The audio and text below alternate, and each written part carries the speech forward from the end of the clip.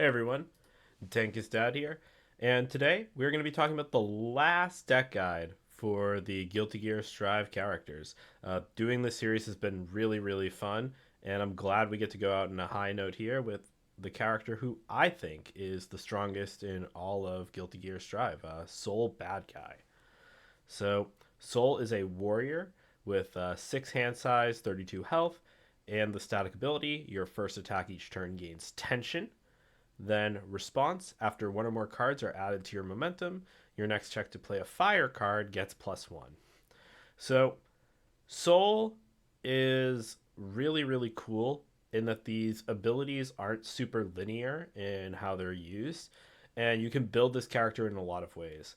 One that I've seen that has looked very powerful to me is playing Soul Bad Guy on Fire, running a lot of the interaction pieces that Guilty Gear has come with, and using Charring Flurry to lock down your opponent's interaction so that you can play your string of attacks untouched. But this is not Soul's only trick, and the version that I am showcasing here is a Chaos version of the deck that is instead focused on playing as many attacks as possible on turn 2 and chewing through our opponent the old fashioned way just by playing attack after attack after attack and passing all of our checks no matter what. This is a more Godzilla esque deck without the big damage pump, but it is naturally resilient to a bit of the things that are already running around in the metagame to combat Mikasa and other sort of card pool clearing decks. So, yeah, let's take a look at why this works so well. So, on the attack front, we're going to start off with Gigantification Swing. And this attack plays very nicely in Soul.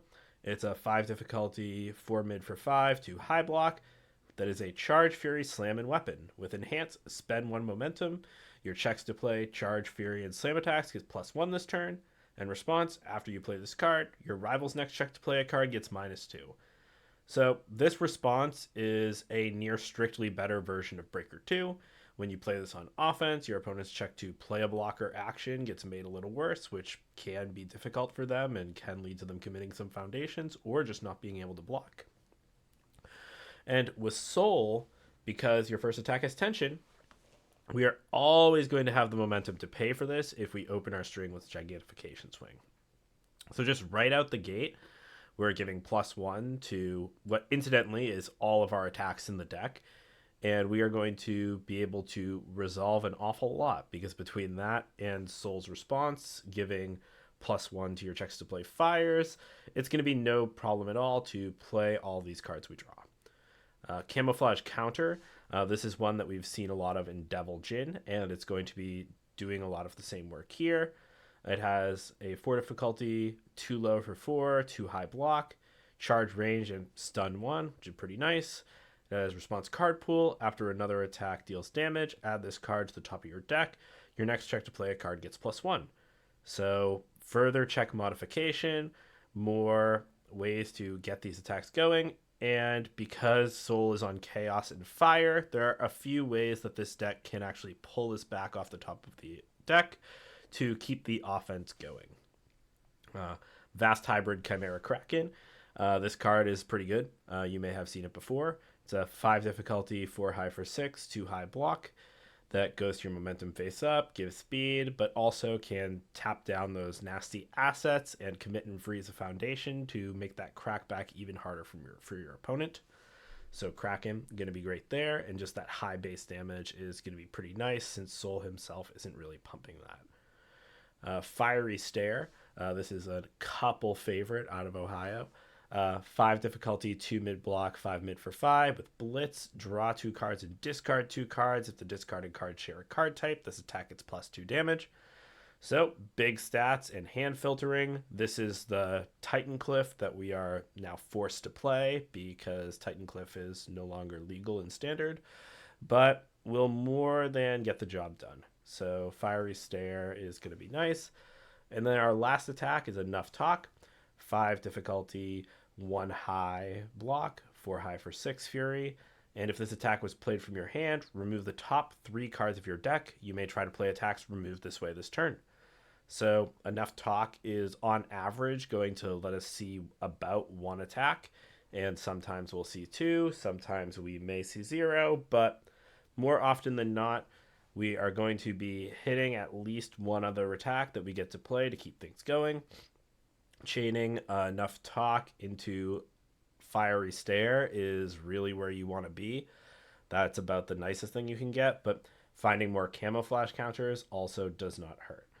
So looking at these attacks, you'll see here that just these last 2 are on the fire symbol.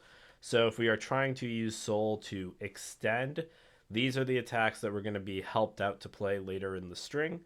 And getting that sort of check benefit before is nice because we can see if we find that last piece to put in the lethal damage. And if we do, bang, bang, we go in, we will have foundations for it. We're running a singleton military airship. Great card. We know what this does. And then we're going to talk foundations.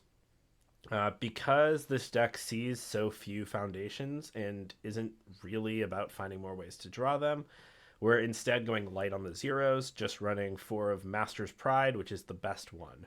Being able to re-ready this when Soul plays his first attack is huge in case you start your string on a poor check. And all in all, just a great card. Fearsome Transformation is going to let us draw more cards or filter. Awesome tool for making sure we have those consistent turn 2s. Horrifying Realization goes along with Dream About Fighting to help us find more attacks, and both our form speed draw to get that camouflage counter off the top of our deck so that we don't check it, and actually let us have it in our hand to play it again as our next attack if we would like.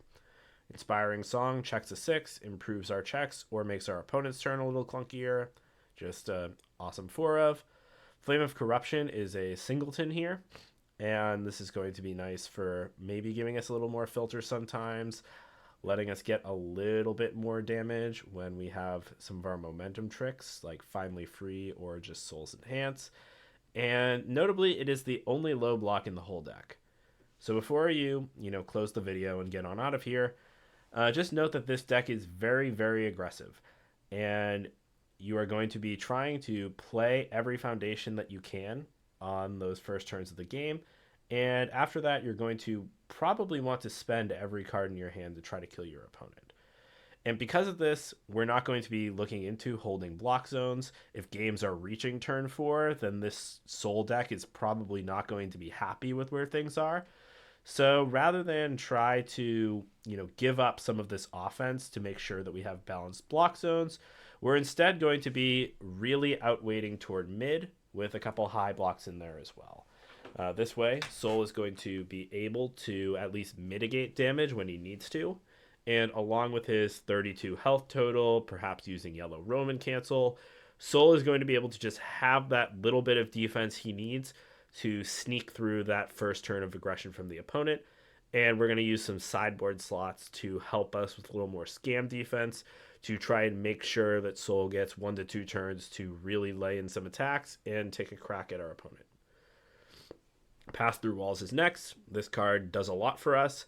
Cancels abilities on assets, so it can delay the inevitable when military airship or massive mutant machine are going to be bearing down on us. It also can stop breakers, so if our opponent wants to play Big Breaker 3 and try to throw off our turn, then Pass Through Walls can say no to that. And of course, checks a 6, so it is going to help us keep going, stringing out with our attacks. Incredible Display is our sort of catch-all. Maybe it lets us get a second partial block on defense, but more importantly, it's going to give us the chance to make some cancels when our opponent is playing responses to try to interact with us or disrupt our limited interaction. Marley's Warriors. Now, this card is messed up. We've seen how strong this can be in Porco when that character was a bit more present in the metagame, and I'll be honest, I'm not sure why he's fallen out of favor. Porco is still incredible, and this card is a big part of why. Being able to flip and commit it to give you your checks to play attacks this turn +1 is incredible. And in conjunction with Gigantification Swing and Soul's own abilities and Camouflage Counter, this means that you are often not going to need foundations at all to pass your checks on the turns when you can start them with Marley's Warriors. This is why this deck is so lean at 60 cards. We want to Mulligan for Marley's Warriors aggressively. So if we're going first and we see a 3 foundation hand with no Marley's Warriors, you can be sure that that hand is getting kicked back to try to find this card, because this is going to be the key to ending games early on turn 2. And since they were gracious enough to give Soul this warrior tag along with the chaos symbol, we get to take advantage. Singleton Moment of Normalcy can just be a flexible card, can help us either debuff their big attacks or reset our attacks speed or damage to force them through. Driven by Retribution is probably the best piece of scam defense in Standard right now, and being able to play 4 of them is incredible. Soul gets to do that, and is another reason why we aren't so worried about having those pesky low blocks to actually play defense. And then Finally Free is just another card that checks a 6, snaps some momentum, and this does double duty since it is a functional, inspiring song alongside our character when we're setting up to play Fiery Stare and Enough Talk. Finally, we have our sideboard. Broken Psyche is going to give us a low block, haha, and just a way to do a little bit of scam defense. We also can use this where if some games are going long for some godforsaken reason, we might be able to pick up a Finally Free to get that block that we want. Since this is playable while committed, being able to pick up a 1 mid can help us stall as well if we can't use the enhance. We also can pick up Pass Through Walls to try to, in 2 turns, maybe stop our opponent from using a breaker ability or getting their airship set up on the next turn so that we have critical mass and can kill trivially. Last card is Besiege. Rather than bring in throws, this is the sort of card that we're going to bring in to punch through the 7-handers and punch through sort of breaker effects or other things that are going to try and make us stop while we still really want to play attacks. Besiege is great, but it just doesn't fit as neatly in this main board as we'd like. And being able to bring this card in other matchups where, say, a character like Rodan is going to want to actually block this, since giving us that little extra bit of momentum can give us access to Purple Roman Cancel or perhaps a second Gigantification Swing spend on our turn. Besiege is just going to help us change up the attack package, maybe give us more weight toward fire, let us actually get some games that way by playing a extended Besiege with Soul's Boost. This card could be boarded out for something like defeating the Colossus Titan as well, but Besiege is what I favor in the slot. So, that does it for Soul Bad Guy. This Czech version of the deck I think is very, very cool, but I may go through the Fire version as well when I'm starting to look at my coverage for Worlds. Thank you all for watching. Really appreciate you taking the time and checking out this series. I'll be doing some more content, and hopefully within the next week and a half or so, we'll be starting to do some live commentary to try and do some more educational content with a gameplay focus rather than just deck overviews.